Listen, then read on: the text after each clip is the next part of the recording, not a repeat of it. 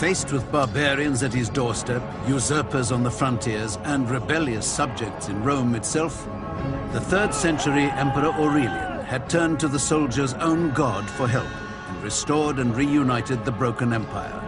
But before his work could take root, he was assassinated, leaving the empire at risk once again.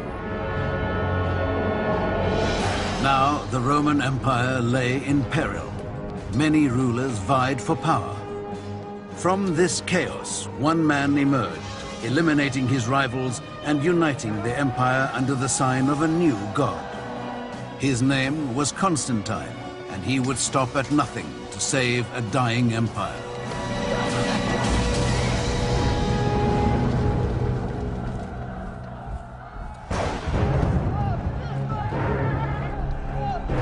Third century Rome was racked by internal strife and barbarian invasions. But in 295 AD, a powerful new emperor emerged as the empire's savior. His name was Diocletian. What Diocletian has chosen to do addresses a number of the concerns and a number of the challenges the empire faced in the 3rd century.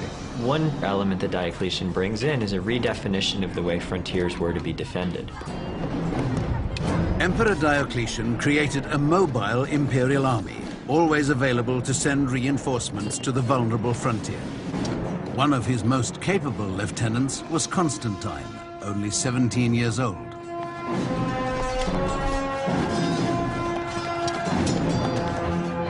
He was a distinguished soldier. That is to say that he was very courageous in battle and that he performed all sorts of feats of daring do. These early signs of greatness in Constantine did not escape the notice of the emperor. Diocletian kept the young soldier close at hand, grooming Constantine for a position of power within the empire.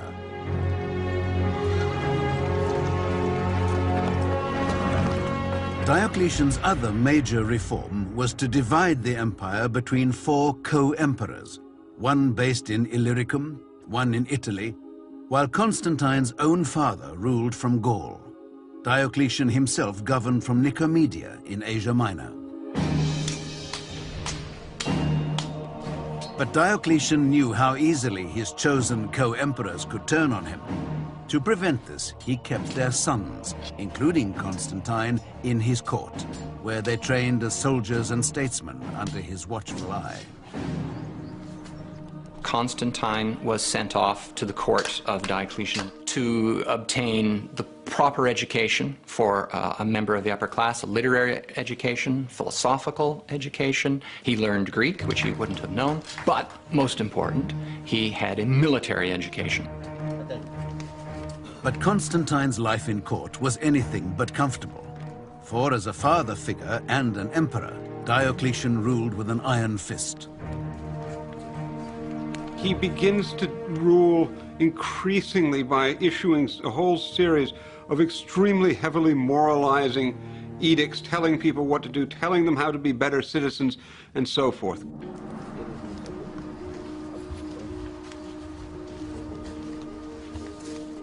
Diocletian insisted that everyone at court, including Constantine, make regular sacrifices. For above all, Diocletian believed unity in the empire came from appeasing Rome's gods. But another religion was gathering many converts, putting Diocletian's plans at risk. Its followers worshipped someone they called the Son of God, Jesus Christ. The church had not only grown numerically, but it had also grown quite wealthy. It had come to control large buildings. It was, in many ways, a thriving institution within the Roman Empire. An institution that Diocletian believed was a threat to Rome. He was extremely concerned that the health of the state and the health of Rome itself was tied up with Roman religion. And Christians were a threat to that.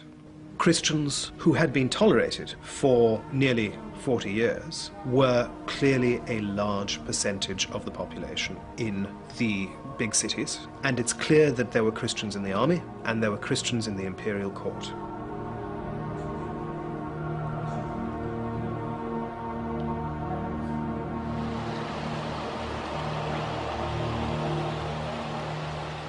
Diocletian began his purge in his own imperial army, where he required all soldiers to sacrifice to the gods of Rome.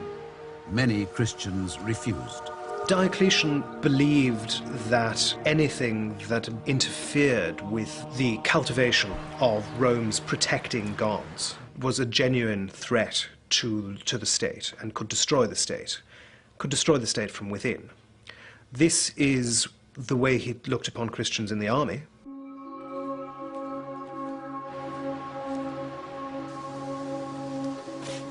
Punishment for rejecting the emperor's edict was death, a brutal measure that Constantine, as a soldier in Diocletian's army, would have witnessed. Constantine was concerned by the fear and discord born of Diocletian's reforms, and it was trouble that would soon spread. In 303 AD, Emperor Diocletian issued an edict against all Christians that became known as the Great Persecution. As soon as the persecution edict was issued, it unleashed what is virtually a culture of administrative cruelty. Roman officials, in carrying out the edict, when they met resistance, were expected to bring the defendants to court and to torture them for evidence and try to force them to officially and publicly give up their Christianity. The Great Persecution marked the beginning of what Christians call the era of martyrs. Any Christian who proclaimed their faith in public was put to death.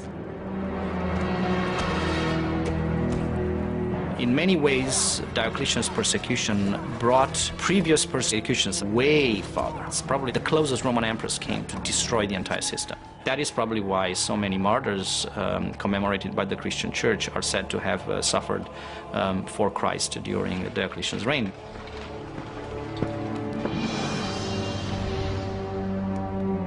Despite his reservations about the persecutions, Constantine had to stay on good terms with the man who would determine his future. But when Diocletian unexpectedly fell ill and was forced into retirement, Constantine was surprised to find himself shut out of the succession. Diocletian, it seems, understood that Constantine represented something of a threat. Constantine had campaigned with Diocletian and had done a reasonably good job during these campaigns. We're told that later in his life, Diocletian actually had imprisoned Constantine in his court to prevent Constantine from going to his father's court and establishing a relationship with his father's army.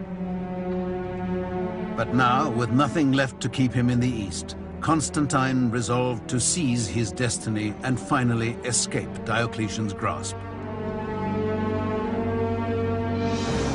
Constantine traveled from Nicomedia to Boulogne to meet his father, who now ruled Spain, Gaul, and Britain. Constantine's father, Emperor Constantius, was old, unwell, and troubled by the long absence of his son. But in 305 AD, Constantine was finally united with his father, a man more like him in nature than Diocletian ever was. Constantius, as far as we can tell in the West, was a good deal more relaxed in his approach to government, and he certainly found that it was quite possible to ignore some of the things that Diocletian told him to do. Constantine found his father a more compassionate ruler, and Constantius found his son had grown into the kind of man who could one day take his place on the throne. When Emperor Diocletian retired in 305 AD, Constantine was finally released from his controlling grip and freed to join his aging father, Constantius, in the west.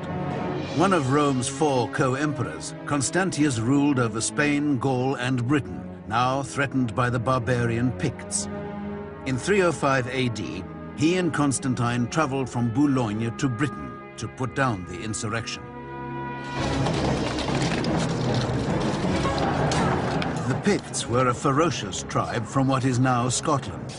They had long plagued Roman Britain. In battle, these bloodthirsty barbarians presented a serious challenge for Constantine and his father. These barbarian neighbors in the 4th century are much better organized than they had been in previous generations. The Roman armies faced far more difficult campaigns in Europe than they previously had. To make matters worse, Emperor Constantius's health was in serious decline. The ailing emperor, he clearly was sick by the time he had come with his son to face the danger of the Picti, had gone on to this campaign, is yet another indication of how serious the threat was.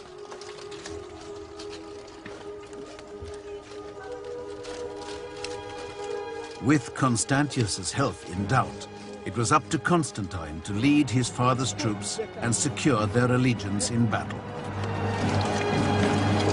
When Constantine rejoined his father in the west, Constantius made sure that he began to assume a place in the higher command echelons, that he joined the army on campaign, that the soldiers came to know him, and that he would actually have a natural place within the administration of the Western Empire. This had always been Constantius's hope for him. By his military prowess, Constantine won the loyalty of the army. But victory could not save his father's life. Constantine would lose the father he had only just come to know.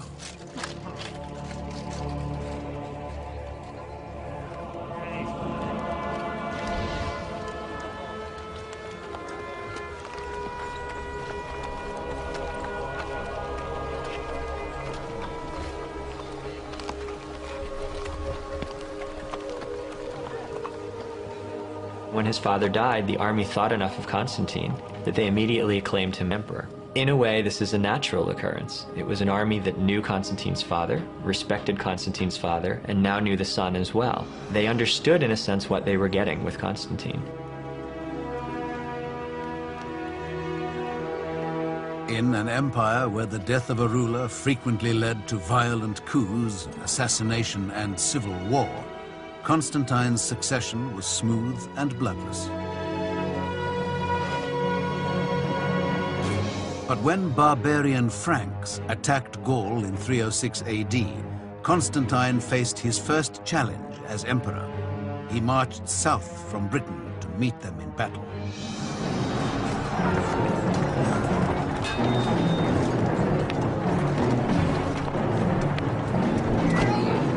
The Franks clearly understood the death of Constantius was an opportunity, and an opportunity that they could take advantage of. Constantine, though, demonstrated a great capacity as a commander and beat back this initial incursion. As a new emperor, Constantine wasted no time in stamping his authority on the army. The emperor was expected to be in personal command of the army and was very often expected to be in command in the front rank. Constantine seems himself to have been a very capable frontline soldier. He's often seen to be leading cavalry charges in his battle. He's a very able tactician.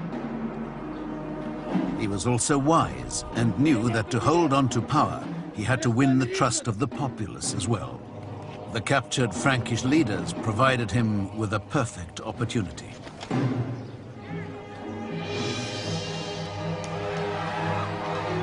Constantine paraded his barbarian captives in the streets of Trier, in modern-day Germany, to show his people that he would protect them. Constantine's well aware that the primary objective of any emperor at this point, if he wants to gain and hold power, is to fight with barbarians. So Constantine does this in grand fashion. Constantine undertakes campaigns against the Franks, and we have evidence that he captured a couple of Frankish kings whom he then put on display in the arena for the delight of the Gallic masses. Ultimately, the barbarians were thrown to the beasts, sending a clear message that Constantine had no mercy for those that threatened the Roman Empire. But in 306 AD, the empire was threatened from within. A usurper named Maxentius seized power in Rome, declared himself emperor, and took control of most of Italy and North Africa. The usurper Maxentius won support by promising to cut taxes and provide free grain to the people of Rome. Like Constantine, he was the son of a former co-emperor. Constantine was proclaimed emperor by the troops in July of 306, and Maxentius, who's sitting in Rome, is thinking, well, he's emperor, I want to be emperor too. And so what happens is at the end of 306, he's proclaimed emperor. Maxentius's claim to the throne had little legitimacy. He had defeated, imprisoned, and eventually executed Flavius Severus, the rightful co-emperor of Italy. And soon the people of Rome would learn that his promises were nothing but lies.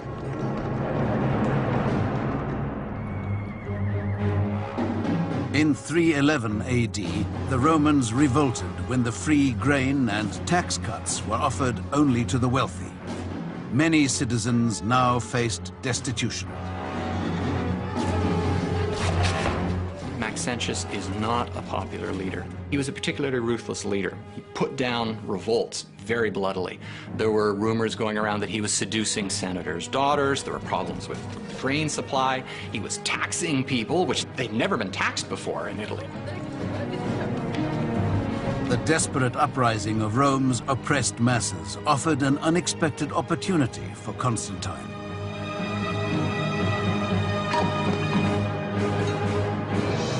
Hoping to save the people of Rome and expand his own reach into Italy, Constantine traveled from Gaul to Milan to strike a deal with another co-emperor, Licinius.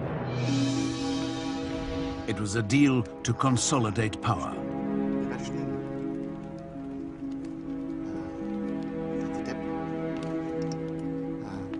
To seal their alliance, Licinius was betrothed to Constantine's sister.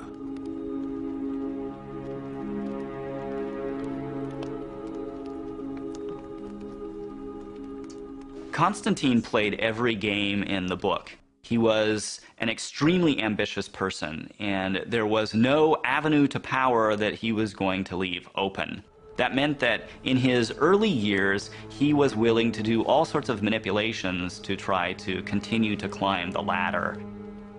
Together, Licinius and Constantine tricked their co-emperors in the East into believing their intentions were only to oust Maxentius.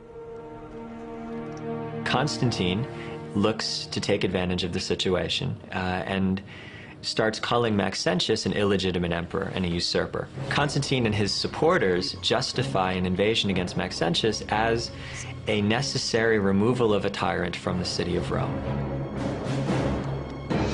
While Licinius defended the empire's northern border from barbarian invaders, Constantine marched on Rome and laid siege to Maxentius and the imperial city.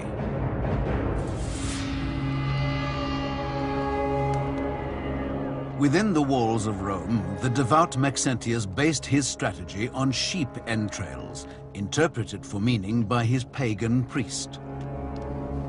When it came time to fight a battle, Maxentius was interested in having some sort of divine protection. And he followed the procedures that any good Roman emperor would have followed in order to seek that protection.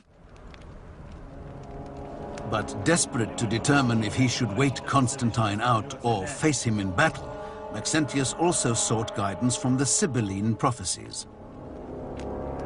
One of the sources that Maxentius turned to were the Sibylline oracles. These were books of prophecies that were kept by Roman priestly colleges, and these priests would then investigate certain questions and pull out an oracle.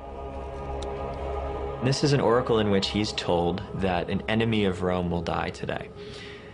For this reason, it seems Maxentius changes his plan and makes a decision that he won't wait Constantine out. He'll go out and meet Constantine in battle. Assuming that Constantine was the enemy of Rome referred to by the oracle, Maxentius prepared his army for battle.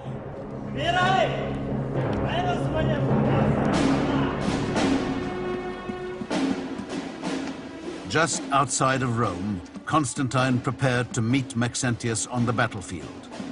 Knowing his troops would be severely outnumbered, Constantine grew uneasy. Constantine began to get very concerned about the strength of his forces, and we're told he prayed that some god would help him and received a vision in response. And this is interpreted by Constantine as a Christian vision. This is how the 4th century historian Eusebius of Caesarea recorded what was supposed to have happened, as he was told it by Constantine himself. Around noontime, when the day was already beginning to decline, he saw before him in the sky the sign of a cross of light. He said it was above the sun, and it bore the inscription, "Conquer by this." What he claims to have seen was a symbol that looked like a cross with a sort of P form at the top of it, that is the letters Chi Rho, that would have formed the first 2 letters of Christ's name in Greek. And there are some sources that claim that he also heard a voice at the same time that said that he would conquer by this sign. Constantine ordered his soldiers to place the Chi Rho on their shields and standards, transforming the Christian symbol from an object of persecution to one of honor. Constantine assumed a new god, or a god that had formerly been rejected, as his divine force, as his victory power. By taking on the Christian god, the god that had been subjected to persecution by former emperors, Constantine was therefore doing something quite revolutionary. With his conversion, Constantine had turned his battle with the pagan Maxentius into a trial of religions. He met Maxentius at the Milvian Bridge, which, passing over the Tiber River, was the only obstacle between Constantine and Rome.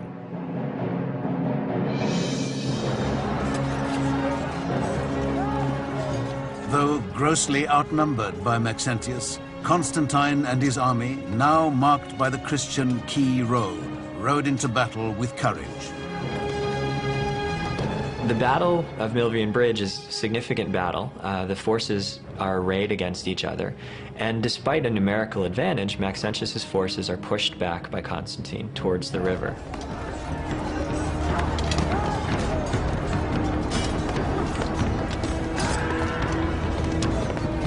It was at the banks of the Tiber that Maxentius's fate was sealed.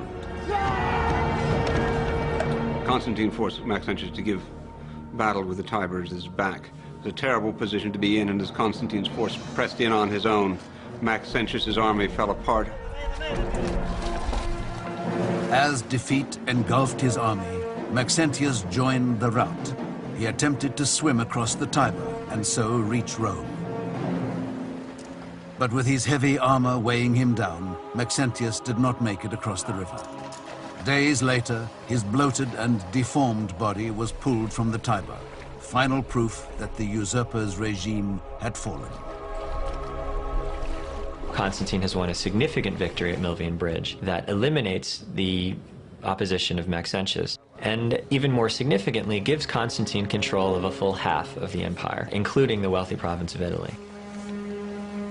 Maxentius's fate was a powerful reminder of Constantine's strength and of what befell those who dared to oppose him.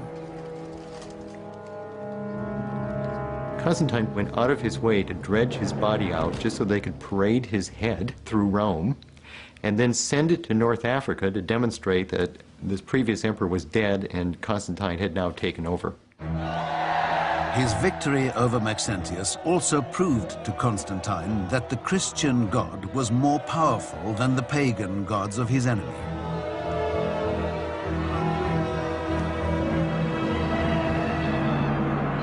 With the death of Maxentius, all of the Western Empire belonged to Constantine. As agreed, he left the east for Licinius to take.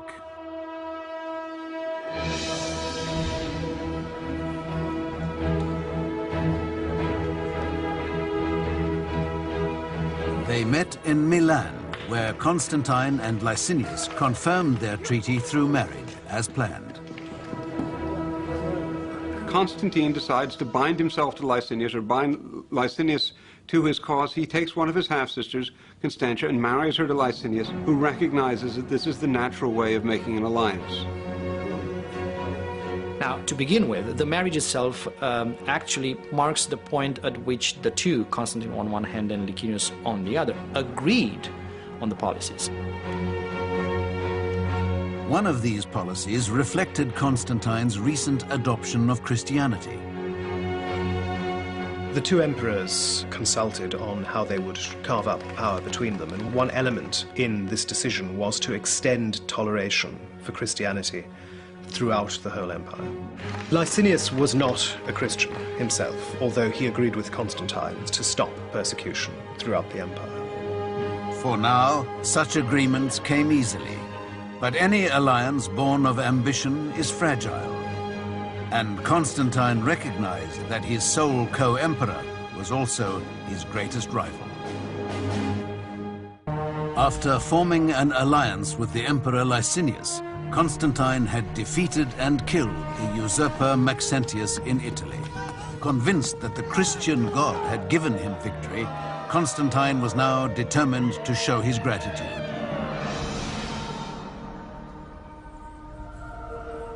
For the first time in 10 years, Christians throughout the empire were able to worship freely, and for the first time ever, their faith was shared by an emperor. Constantine had converted to Christianity. He had embraced quite seriously the task of defending the Christian church. His family, including his son and heir, Crispus, converted as well. Constantine not only extended toleration to the Christian church, but in the territory he controlled, he favored Christians very thoroughly. In 313 AD, Constantine and Licinius jointly issued the Edict of Milan, recorded by the 4th century author Lactantius. We grant both to Christians and to everyone freedom to follow whatever religion they want, so whatever divinity there is in heaven may be appeased and made favorable to us and to all who are set under our power. But in the years that followed, Constantine's relationship with Licinius deteriorated. As Licinius battled his way to dominance in the East, his hunger for power grew. So Licinius goes off and does his own thing, as it were, in the East, but Constantine doesn't trust him, and there are growing tensions between the two. After 9 years of shared rule, both emperors coveted control of the entire empire. It was a rivalry that would drive Rome towards civil war.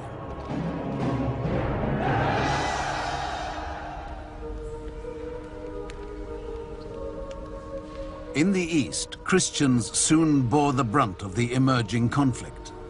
As supporters of the Christian Emperor Constantine, they were now seen by Licinius as a threat. They paid a heavy price.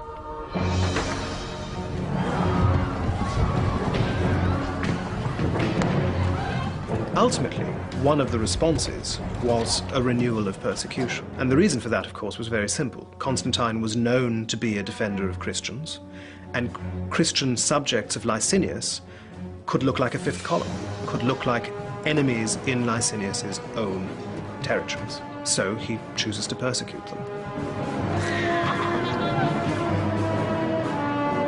As churches and holy books went up in flames, so did the old alliance between Licinius and Constantine.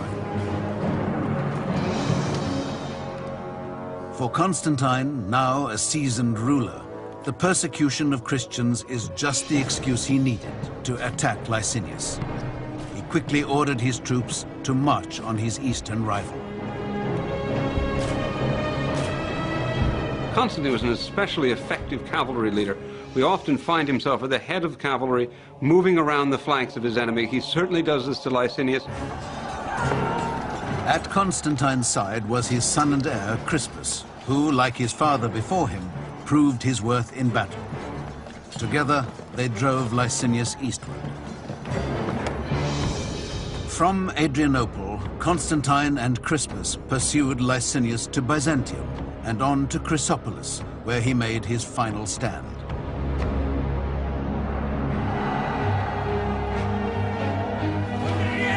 There, in 324 AD, with the entire empire at stake, Constantine and Crispus faced Licinius side by side. Crispus inherited his father's ability on the battlefield. Crispus was another military genius. Without Crispus's help, the success against Licinius may never have happened.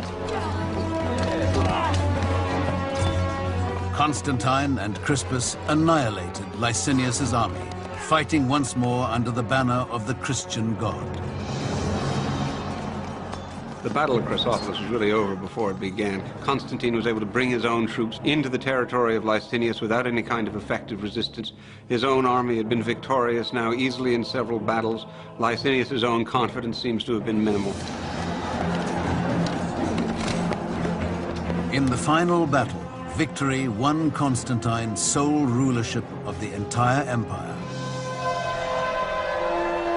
Eusebius, Bishop of Caesarea, described how the eastern regions were united with those of the west, and the whole body of the Roman Empire was graced by a single and supreme ruler. Imprisoned in Nicomedia, Licinius's fate is uncertain. His beloved wife is Constantine's own sister. His relationship with Licinius is interesting. Licinius is technically, remember, his brother-in-law. Licinius's wife pleads for mercy for her husband. For a while, Constantine seems to grant that sort of clemency. They share a meal. Licinius is sent into exile. Then he's executed. Despite his wife's pleas, Licinius was put to death. Constantine showed no mercy, even to members of his own family.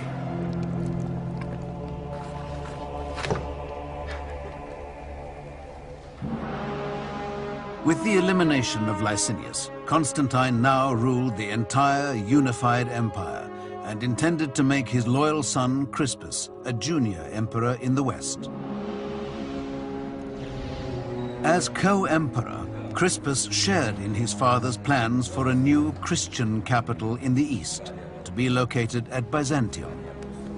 After Constantine conquered the entire empire, he wanted to create a brand new city in his own name. And he did, Constantinople. He chose a strategic location halfway between the most important frontiers, and he deliberately chose to create a new city that would have no association with his pagan predecessors. It was a city that had no rival traditions. It was a Christian city. But even as his greatest dreams came to fruition, trouble brewed amongst those closest to Constantine's heart. His wife Fausta and son Crispus. Crispus was the son of Constantine's first wife. His last three sons were the sons of his second wife, Fausta. And there can't help but have been some kind of tension between the two groups, especially on Fausta's side, because she would clearly want her sons to get what's coming to them, but of course Crispus is in the way. Jealous that Crispus had been granted power in the west, Fausta was determined to secure even greater power for her sons, no matter what the cost. With his son Crispus, Constantine had defeated his last rival Licinius and finally united the empire under his new Christian faith. But Constantine's unity was soon threatened when riots began over religious differences within the Christian church.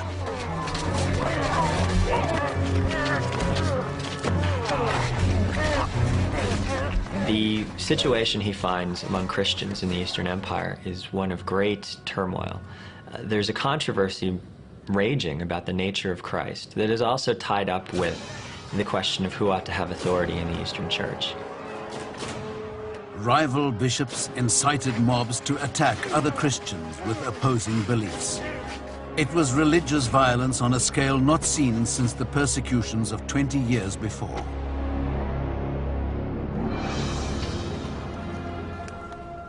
Desperate for a resolution, Constantine demanded church officials put an end to the bloody controversy. So he calls together a council of over 300 bishops and has them meet at a city called Nicaea. He charges them with arriving at a single definition of what Christians believe. The result was the Nicene Creed, a statement of faith that has survived more than 1,600 years and is still recited today in Christian churches around the world. We believe in one God, the Father Almighty, maker of all things visible and invisible, and in one Lord, Jesus Christ, the Son of God, the only begotten of the Father. But it's a definition of Christian belief that not everyone can agree with. And this stores up a great deal of trouble for the future, because it means that rival Christians, rival Christian beliefs, are constantly jockeying for imperial favor throughout the rest of the century. And it means that emperors are regularly distracted from other business of government by trying to manage the rivalries among different Christians and different Christian bishops. Perhaps it was this distraction that blinded Constantine to a rivalry much closer to his heart. In 326 AD, Constantine's wife Fausta attacked the integrity of his son, Crispus. Crispus was Constantine's eldest son from an early marriage, and he did not have the same mother as his half-brothers had. And it's quite clear that he was in rivalry, strong rivalry, with his three younger half-brothers. As part of an elaborate plot, Fausta delivered shocking news, claiming that Crispus had tried to seduce her. Things don't go very well for Crispus at all. Fausta was eager to get Crispus out of the way, so her legitimate sons could succeed without threat from Crispus. Constantine, unable to see that it is his wife, not his son, who has betrayed him, ordered Crispus to be prepared for execution.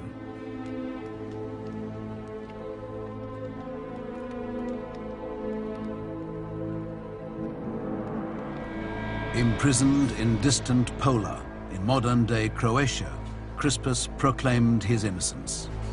Though his cries fell on deaf ears, he had an advocate in Constantine's court. Constantine received advice from his own mother, Helena, that perhaps it was Fausta herself who had engineered this little plot, had pretended to be violated or to have been set upon by Crispus in order that she, Fausta, could promote the interests of her own sons. Constantine had certainly acted too hastily and was aware of that. When Fausta's treachery was unmasked, she paid with her life. But Constantine's realization came too late for Crispus. The prison guards had already received their orders to execute the imperial heir. What exactly happened, we don't know. But it was a terrible blow to the Roman Empire that Crispus was sacrificed on the altar of history. And Constantine was left only with a devastated conscience. Perhaps as a sort of penance, Constantine spent the last years of his life building churches in Jerusalem, Bethlehem, Constantinople, and Rome. Among the most magnificent of these churches is one built on the site thought to be St. Peter's tomb in Rome, a place of pilgrimage for Christians to this day.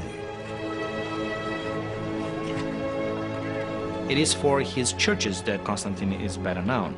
That in itself is an indication both of his pro-Christian policies and of the attachment to the Christian faith. Refusing to abandon this faith despite its ongoing disputes, Constantine directed the construction of the glorious Basilica of St. Peter himself.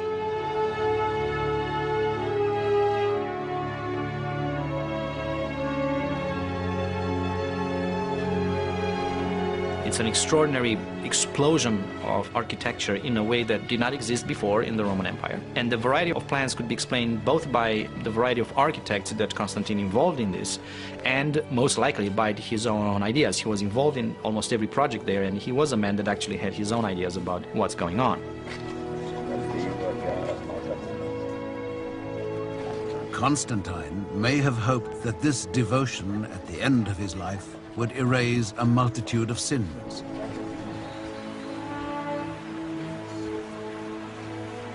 For Constantine knew that his day of reckoning was not far off. Old and unwell, he was finally baptized in 337 AD. It would make sense for Constantine to delay his baptism because emperors had a dangerous and dirty job. And sometimes they had to do difficult and sinful things as a consequence of their job. To delay baptism until the end of one's life made some sense. Those dangerous and dirty and sinful things that one had to do could be washed away before you die. Haunted by these sins, Constantine wanted nothing more than to die with a clean conscience, purified by the waters of baptism. By the end of his life, Constantine is something of a sort of living visionary who, at the point when he's baptized, wanted to take off his imperial robes and live ever thereafter as a sort of priest. At the end of his life, Constantine finally found peace in the faith he had championed. He wrote, "I know that I am in the true sense blessed, that now I have been shown worthy of immortal life, that now I have received divine light." Constantine died in May 337 AD after more than 30 years of rule.